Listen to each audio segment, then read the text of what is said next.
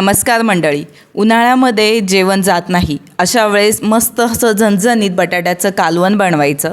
भाकरी कुस्करायची, त्यावर हे कालवण ओतायचं आणि कुस्करलेली भाकरी कालवणासोबत त्याचबरोबर पापड आणि कांद्यासोबत खायची. मस्त अशी लागते आणि पोट भरून आपलं जेवण होतं. त्यामुळे ही रेसिपी शेवटपर्यंत नक्की पहा आणि एकदा असं बटाट्याचं गावाकडच्या पद्धतीचं कालवण नक्की बनवून पहा. पहिल्यांदा काय केले, बटाट्याचे अशा पद्धतीचे मोठे मोठे काप करून घेतले आहे रस्सा भाजीसाठी. आता हे 2 ते 3 पाण्याने स्वच्छ मी धुवून घेतलेले आहेत आणि त्यानंतरनं एक कढई गॅसवर गरम करायला ठेवायची. छान यामध्ये तेल ओतून घ्यायचं. तेल गरम झालं का मोहरी, जिरं, कढीपत्त्याची फोडणी देऊन घ्यायची. यामध्ये बेसिक मसाले टाकायचे आहे, ते म्हणजे हळद पावडर, घरगुती मसाला किंवा कांदा लसूण मसाला, अर्धा चमचा गरम मसाला टाकलेला आहे. छान मसाले तेलात परतून झाले की यामध्ये फोडी केलेलं आपण बटाटे आहेत ते टाकून घ्यायचे. मस्त हे छान या तेलामध्ये परतून घ्यायचे आहे. यानंतरनं यामध्ये चवीनुसार मीठ टाकायचं आणि जेवढं आपल्याला बटाटा शिजण्यासाठी पाणी लागेल तेवढंच पाणी यामध्ये टाकायचं आहे. एक्स्ट्राचं जास्त पाणी टाकायचं नाही, कारण आपण वरनं वाटण यामध्ये टाकणार आहोत, त्यावेळेससुद्धा त्यामध्ये पाणी जाईल, त्यामुळे पाणी बेताचंच वापरायचं आहे.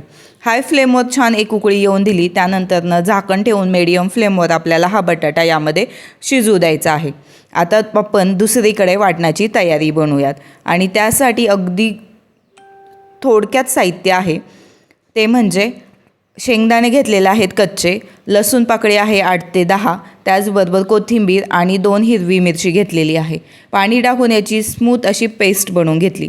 तोपर्यंत बटाटा आपला जवळपास 30 ते 40% शिजला गेलेला आहे.